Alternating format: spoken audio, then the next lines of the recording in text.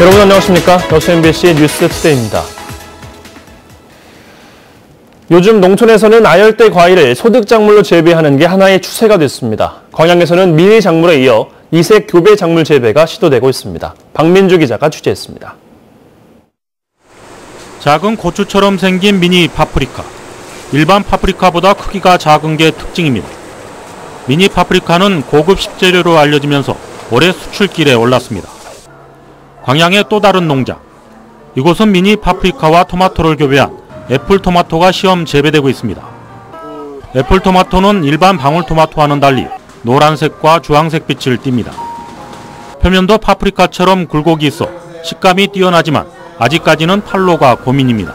과형은 파프리카와 흡사하지만 맛은 정말 당도 높은 토마토 맛이기 때문에 일반 사람들에게 알려지지 않았기 때문에 마케팅이라든지 또 판로라든지 그런 부분에서 애로사항이 있어서 자치단체도 새로운 작목 재배를 시도하고 있습니다. 선호도가 높은 아열대 과일 외에도 남아메리카가 원산지인 아보카도가 시험 재배되고 있습니다. 광양시는 자두와 살구를 교배한 플럼코트도 소득 작목으로 육성할 계획입니다.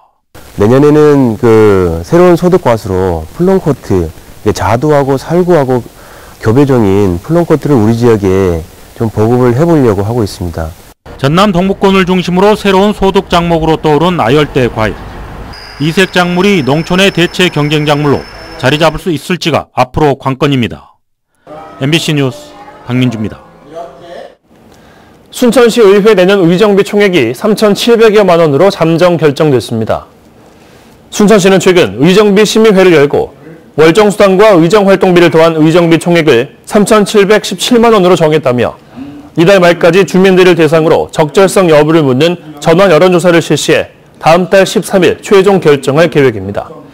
이번에 잠정 결정된 내년 의정비는 올해보다 7.4% 올랐으며 월정수당에서 257만 원이 인상됐기 때문으로 보입니다. 국회 국방위원회 배정된 여수사건 특별법안이 행정안전위원회로 이관될 전망입니다. 국회 관계자 등에 따르면 현재 여수사건 특별법안은 국방위원회에 배정돼 있지만 과거사 진실규명 작업을 행정안전부에서 담당하고 있어 소감상임위원회를 행정안전위원회로 변경하는 방안이 추진되고 있습니다. 이와 관련해 양측 상임위원장들의 합의가 끝나 실무 절차가 이뤄지고 있으며 이르면 이달 안에 법안 이관이 이뤄질 것으로 보입니다. 한편 지금까지 발의된 여수사건 특별법안은 모두 4건이며 더불어민주당에서도 법안 발의를 준비하고 있습니다.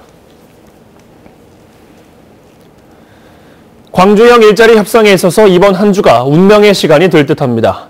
국회 예산심의가 끝나는 앞으로 일주일 안에 협상을 마무리해야 하기 때문인데요. 하지만 전망이 그다지 밝진 않습니다. 정용욱 기자입니다. 이렇다 할 성과 없이 지난 한 주를 보낸 광주시 투자협상단이 오늘부터 다시 현대차와 투자협상에 나섭니다. 광주시는 국회 예산심의 법정 마감 시한인 다음 달 2일까지 협상을 마무리한다는 방침입니다. 하지만 현재로선 전망이 어둡습니다. 적정 임금이나 적정 근로시간 등 주요 쟁점에 대해 양측의 견해차가 여전하기 때문입니다. 광주시도 이번 주에 끝내려고 노력하겠다고 할 뿐 결론을 전망하긴 힘들다고 말하고 있습니다. 사업이 무산될 수도 있다는 우려 속에 청와대와 민주당은 협상 타결을 재촉하고 있습니다. 청와대의 경우 문재인 대통령이 직접 나서 광주시와 현대차에 통큰 양보를 촉구했습니다. 고용 위기에 빠진 우리 경제의 새로운 돌파구가 될 수 있습니다. 통큰 양보와 고통 분담을 통해 꼭 성공하길 기대합니다. 민주당도 홍영표 원내대표를 비롯한 일부 의원들이 광주에서 합의가 안 되면 다른 지역에서 사업을 추진할 수도 있다며 압박 수위를 높이고 있습니다. 계속 합의점을 찾지 못한다면 분산 등 제3의 대안도 모색할 때가 되었다고 생각합니다. 공모형으로 전환하는 방식도 고민해 볼 수 있습니다. 국회 예산심의 일정을 넘긴다면 광주형 일자리는 추진 동력을 상실한 채 무산될 가능성이 고조됩니다. 이 같은 불상사를 막아내고 극적 타결을 이끌어낼 수 있을지 이제 광주시에게 주어진 시간은 일주일밖에 남지 않았습니다. MBC 뉴스 정용욱입니다. 한국형 발사체 누리호의 시험 발사체가 오는 28일 오후 4시쯤 고흥 나로 우주센터에서 발사됩니다. 과기정통부와 항우연은 지난달 부품 이상으로 연기했던 시험 발사를 앞두고 막바지 점검이 진행 중이며 잠정적으로 시험 발사의 성공 기준은 140초 이상 정상 연소하면서 비행하는 것으로 판단할 계획이라고 밝혔습니다. 이번 시험 발사는 국내 최초로 독자 개발한 75톤급 액체 엔진의 실제 비행 성능은 물론 발사 시스템 전반을 점검하기 위한 것입니다. 과기정통부는 발사 당일 발사관리위원회에서 발사 시각을 최종 결정할 예정인데 28일 오후 4시 전후가 유력합니다. 고흥군이 분청문화박물관 내 군민 기증 유물 전시실을 확대 운영하고 있습니다. 고흥군 분청문화박물관은 그동안 2층 기획 전시실에서 지역의 역사와 문화, 분청사기, 설화 등이 담긴 기증 유물 130여 점을 상설 전시해왔으나 최근 장소를 특별 전시실로 옮겨 현재보다 더 많은 193점을 전시하고 있습니다. 고흥군은 2015년부터 범군민 기증 운동을 펼쳐 청동기 시대 간돌검에서 분청사기, 고문서, 근현대 생활용품에 이르는 520점의 유물을 기증받았습니다. 자치단체의 지적 전산자료 조회 서비스의 이용객이 꾸준히 증가하고 있습니다. 거경시는 국토정보 시스템을 통해 조상이나 본인 명의로 된 토지 정보를 무료로 찾아주는 지적 전산자료 조회 서비스와 관련해 올해 이용객은 845건, 964명이라고 밝혔습니다. 지적 전산자료 조회 서비스는 상속권자에게 사망자의 토지 소유 현황을 제공하는 안심상속 원스톱 서비스 등 관련 서비스가 확대 운영되고 있습니다. 순천대가 지역 산업체들의 평생학습 활성화를 위해 교육 지원에 나섭니다.